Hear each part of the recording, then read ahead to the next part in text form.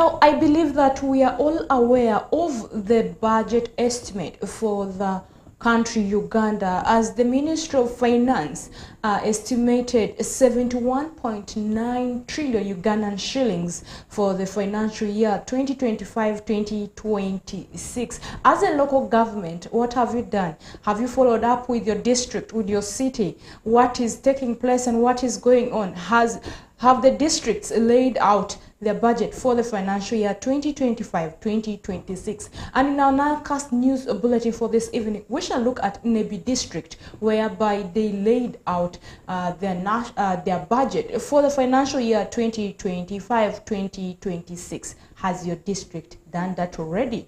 Welcome to the NILECAST news bulletin, live at 7 p.m. My name is Mercy Draru, the anchor for tonight. We are already in a new month, and today is the 1st of April 2025. Without wasting any time, let's first take a look on the headlines making up the big stories for tonight. In the headlines tonight, Nebi district lay out a substantial budget of 42 billion for financial year 2025-2026. Nebi Town Secondary School cook escapes being lynched by angry students.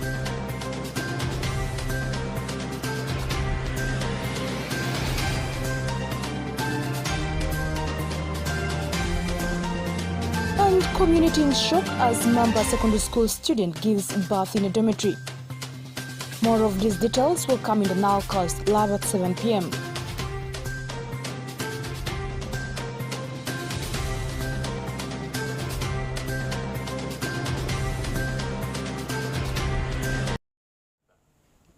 And now in our edition of the NILECAST news bulletin for this evening, Nebi district has laid a substantial budget of 42 billion Ugandan shillings for the financial year 2025-2026, a budget lower than 2023-2024 financial year, which was at 45.4 billion Ugandan shillings. And now, according to Lawrence Kisa Ojok, the Secretary for Finance, Nebi District Education has taken a lion's share of the 42 billion, which is 11 billion Ugandan shillings. Alfred Jawok reports.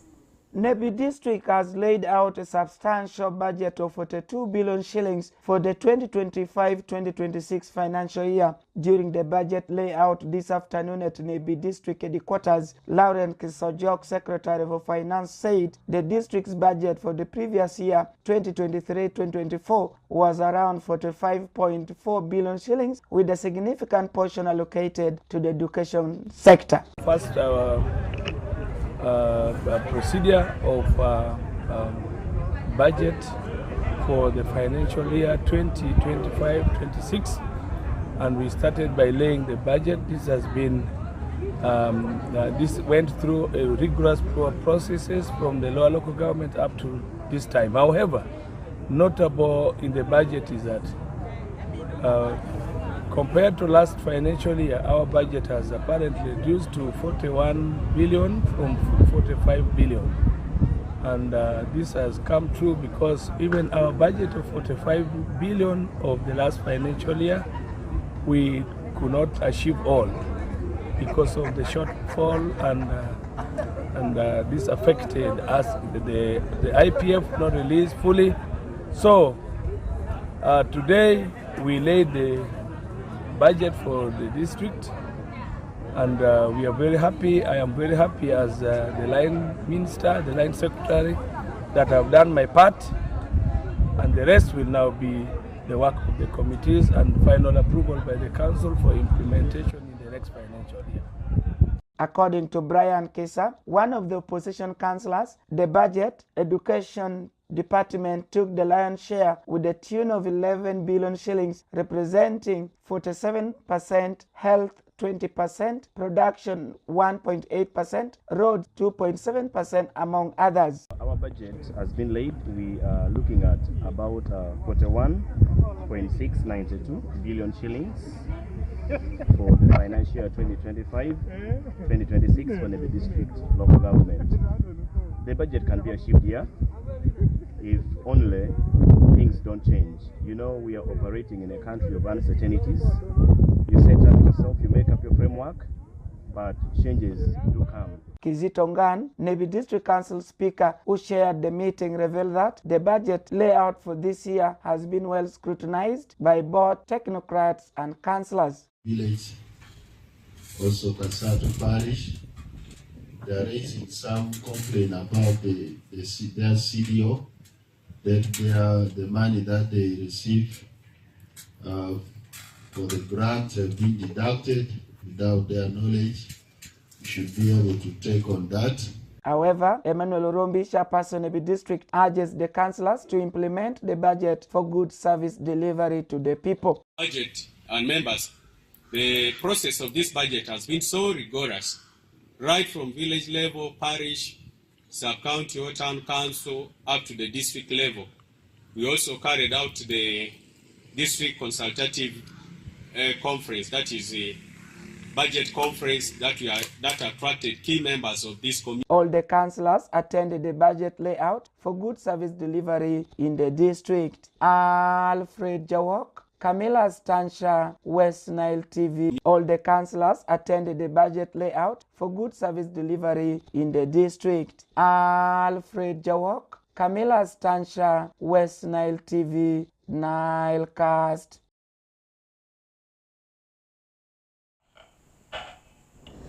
A cook at Nebi Town Secondary School survived being beaten by angry students of the school after being accused of stealing school food items.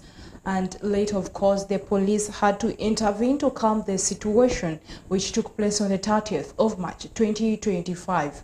Alfred Jawok reports.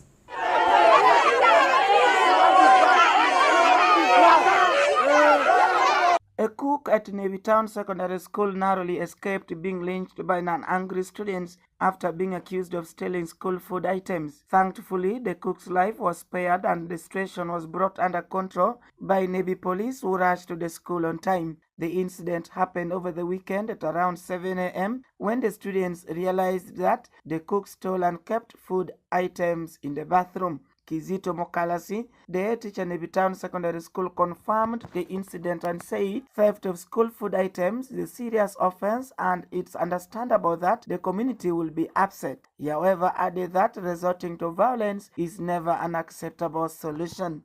It's a scary, what is funny, it's a scary, and also has been helping a bit for at night, the discipline at night. But has it been one time?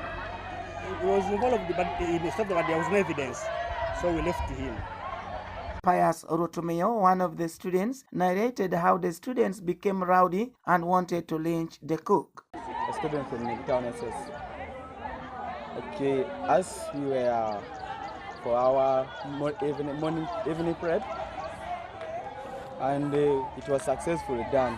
Then from there, we are supposed to go back to our dormitory, and as we were in our dormitory, there was our scary who is called Patrick, but the other name I don't know. We normally call him Patrick. So from there, he started by switching off the security light. He switched off the security light, then he brought a desk from the class outside. Then after that, when he realized that there was a student who have seen him, he took the desk back to class. Then from there, he went up to our dormitory. He entered our dormitory, but he did not say anything. He just came out, then proceeding with his program.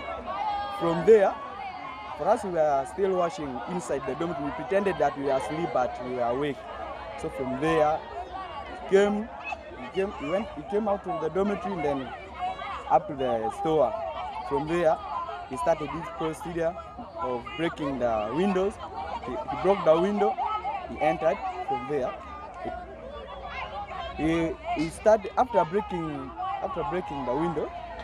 He started moving up and down, looking where, searching for maybe there is someone seeing him.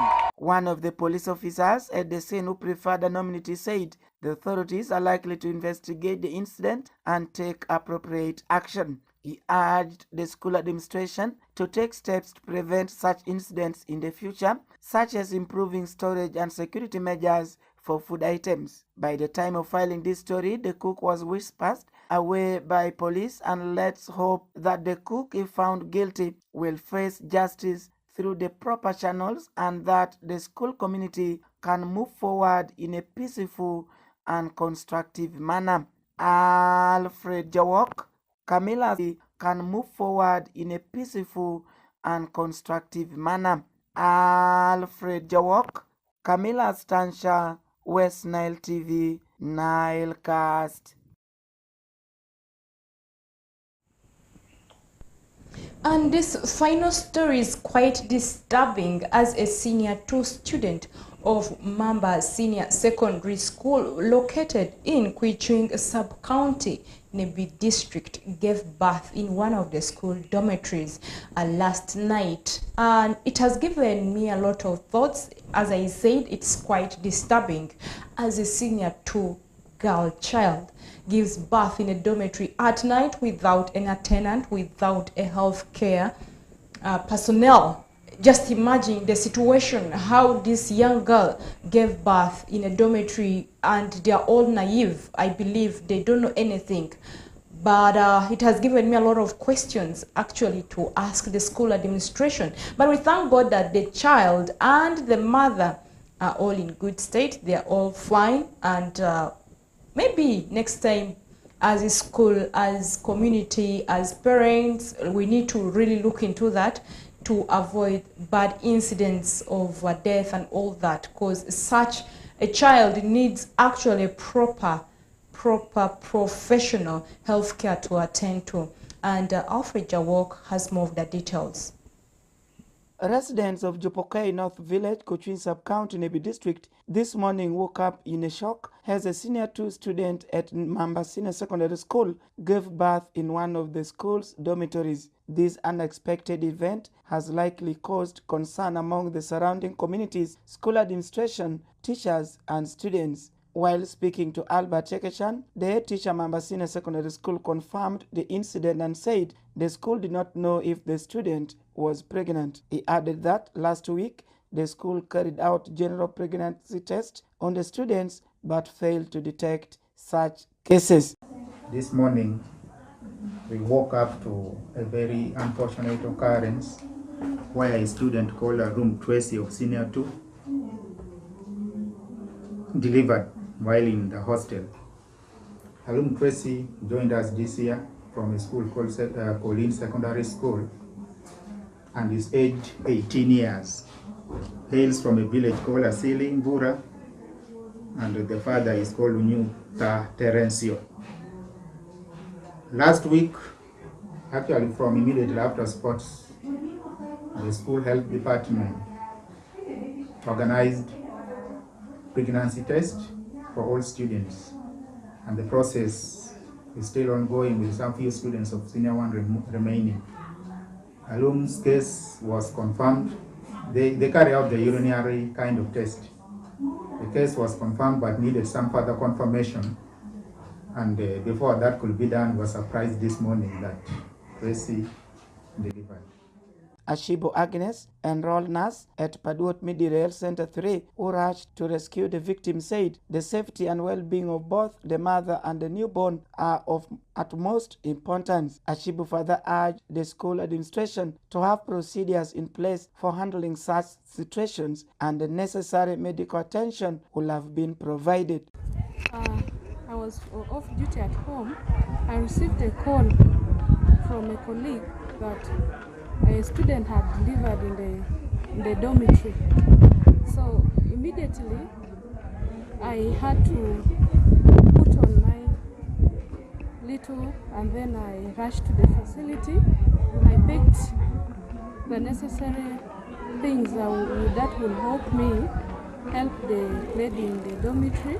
So when I got there, I found she had delivered, but the baby had been wrapped. She was wrapped in some muscles, and I quickly checked the baby. The baby was okay, but the third stage of labor had not yet been done. Meanwhile, Edmond Obeyo, clinical officer, Padwot Midire Health Center 3, where the victim is admitted, said this incident may also prompt the school to review its policies and support systems for pregnant students or students with child care responsibilities. He added that the students need to receive the necessary care, counseling, and resources to continue with their education. This morning we received news. Actually, it was a surprise. A student from Mamba SS in senior 2, 19 years old, I think 18, not 19, delivered in the dormitory alone. It was such a surprise. A pregnancy of around 8 months. And actually we thank God that she delivered, but we managed to help her in the 3rd stage of labor, and we brought her to the facility. The mother and the baby are all okay. The victim, whose name has been withheld, is in senior 2, and both her and the newborn baby are healthy. Alfred Jawok, Camilla Stansha, West Nile TV, NILECAST.